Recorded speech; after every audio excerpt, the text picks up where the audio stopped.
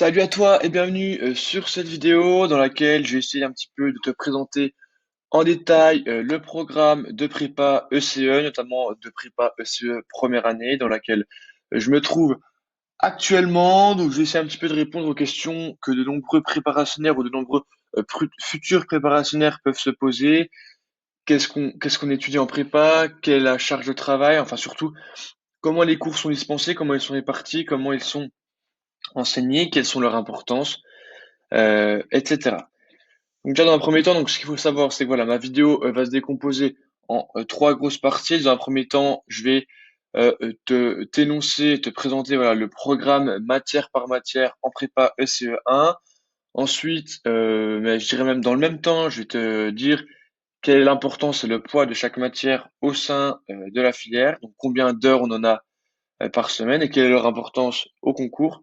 Et enfin, je vais te permettre, en cliquant sur le premier lien de la description, de profiter d'un super bonus qui va te permettre de progresser plus vite, plus loin, d'avoir des résultats auxquels tu n'aurais jamais pu prétendre et de progresser au-delà de tes propres attentes. Voilà, je vais commencer par la matière phare, donc les mathématiques. Je t'invite voilà à faire pause sur cette vidéo si tu veux voilà voir les principaux thèmes de la matière. Voilà, ce qu'il faut savoir c'est que le programme voilà, de CE1 en maths, il approfondit un petit peu les notions qu'on a vues en terminale. Il est découpé en quatre grandes familles que vous pouvez voir ici, donc algèbre linéaire, analyse, probabilité et l'informatique. Donc voilà, ces quatre thèmes, ils seront poursuivis et approfondis en ECE2. Donc voilà, on les a pendant les 2 ans. Ce qu'il faut savoir, c'est qu'au niveau de l'importance du concours, l'épreuve de maths est la plus importante, en tout cas la plus coefficientée en ECE. Elle représente environ 25% du total des coefficients.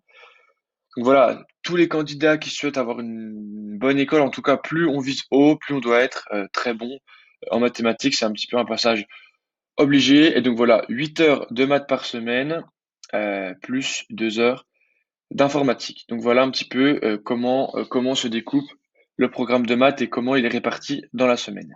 Donc ensuite, l'ESH. Donc ESH, économie, sociologie, histoire. Donc je te laisse également mettre pause sur la vidéo si tu veux voir, voilà, profiter un petit peu des thèmes étudiés, pouvoir voir les lire, un petit peu te projeter, voir un petit peu les différents modules, donc fondement de l'économie, de la sociologie et croissance et développement. Donc voilà, le programme de ESH, faut savoir c'est qu'il s'inscrit un petit peu dans la continuité du programme d'histoire et d'SES de terminale. Donc ceux qui sont intéressés, ceux qui ont bien aimé ces deux matières-là ne seront pas déçus en ESH parce que c'est vraiment la continuité en beaucoup plus intéressant, beaucoup plus approfondi, je trouve. Après voilà, ce qu'il faut savoir, c'est que la différence principale avec les cours de terminale, c'est que voilà, là on va vraiment se faire expliquer et voir en profondeur les faits économiques et sociaux, analyser vraiment le monde contemporain selon les aspects historiques. C'est vraiment voilà, super intéressant. On approfondit également des concepts, des mécanismes, des modèles économiques. C'est vraiment moi une matière que j'adore, que j'aime beaucoup étudier, qui attise vraiment ma curiosité et que j'apprécie énormément. Et donc voilà, 6 heures par semaine, donc 2 heures de moins que les mathématiques, mais il y en a quand même voilà pas mal dans la semaine. Ensuite, l'anglais. Donc là, je parle que de l'anglais parce que là, c'est la seule langue vivante qui est obligatoire. Mais on peut par exemple en LV2 faire des langues qui sont plutôt rares, l'arabe, le russe et d'autres, des langues un peu plus communes comme l'espagnol ou l'anglais. Ça c'est à vous de choisir. Donc, j'ai présenté ici que l'anglais, mais ce qu'il faut savoir, c'est que euh, tant en LV1 qu'en LV2, on a 3 heures par semaine de cours. Après, ce qu'il faut savoir, c'est que, en fait, en anglais, déjà, le programme entre ECE et ECS est commun, mais il n'y a pas vraiment de programme, en fait. Il vise seulement à accompagner les élèves dans leur apprentissage de la langue, de la pratique, via l'apprentissage de la grammaire, de la syntaxe, du lexique. Mais c'est vraiment, il n'y a pas vraiment de prérequis, de guide vraiment de trame très précise. Selon voilà des sujets d'actualité qui reviennent chaque année, donc des sujets que vous allez aborder avec votre professeur en classe. Voilà, je vous laisse mettre pause si vous voulez un petit peu prendre connaissance. C'est des thèmes incontournables, et vraiment majeurs de la civilisation anglaise. Ce qu'il faut savoir, c'est que l'épreuve d'anglais, voilà, elle est quand même particulièrement valorisée au concours en prépa HEC. Parce que voilà, elle représente environ 15% des coefficients. Donc, c'est une matière importante, voire très importante à ne pas négliger pour avoir vraiment un bon niveau et avoir une bonne école.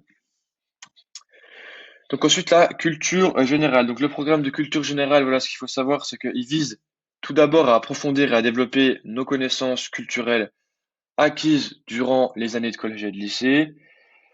Voilà, ce programme en général, il est construit pour nous apporter, donc nous aux élèves, voilà, les bases nécessaires à une réflexion personnelle.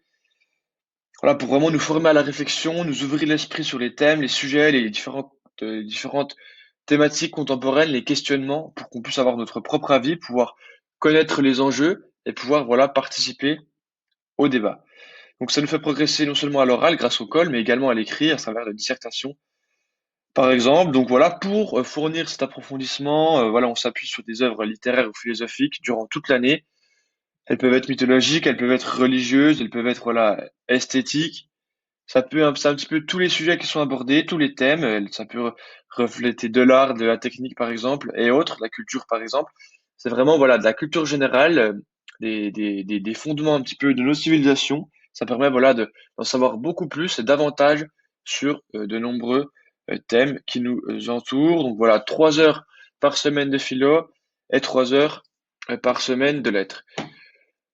Donc voilà, maintenant je vous ai présenté le programme et la répartition des matières en fonction de la semaine, quel est également leur impact au niveau des coefficients. Maintenant, comme promis, je te donne accès au super bonus qui va te permettre de progresser plus vite, plus loin, d'avoir des super résultats auxquels tu n'aurais jamais pu prétendre, de pouvoir progresser au-delà de tes propres attentes et pourquoi pas avoir l'école voilà de tes rêves.